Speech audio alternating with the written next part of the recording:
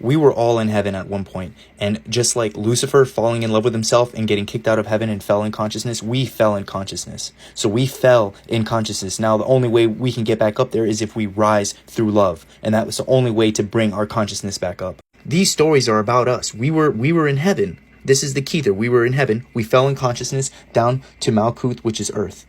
But how do we rise in consciousness? Matthew 10:16, we need to be innocent as doves, but wise as serpents. That's because the snake goes up to be an eagle.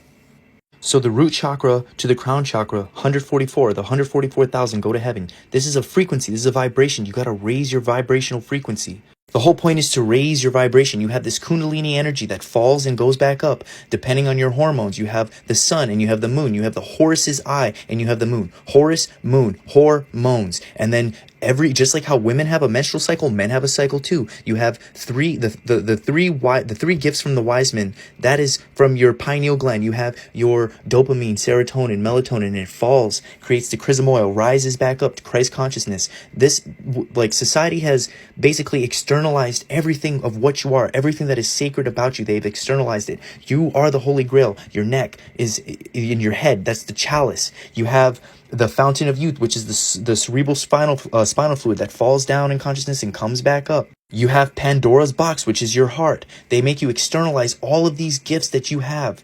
So the whole point is to raise your vibration out of the carnal mind into your third heaven, the 3 levels of heaven. That's why in Mormonism you hear the 3 levels of heaven. You hear celestial, terrestrial, telestial. Only those in the celestial kingdom will live in God's presence. And that's why veganism is a must. You can't be eating these low vibrational foods that make you more instinctual. You need to raise out of the carnal mind into your third heaven, into your third eye, into your fourth dimensional being, your light being. Jacob's ladder, and at the top was heaven.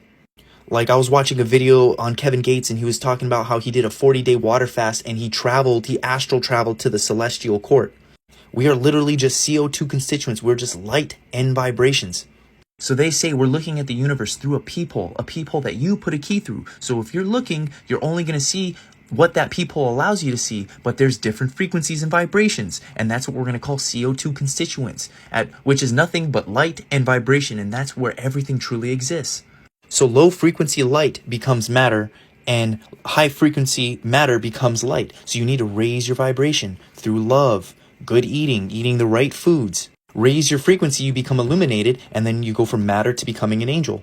And that's why you got to do everything with love, because high frequency, short, fast wavelengths activates many more DNA coding sites. That's what love does. The highest form of worship in Luciferianism is the inversion of God, and that's with fear. It activates few DNA coding, keeps you bonded, it shackles you to this construct. Fear literally just prevents you from becoming illuminated.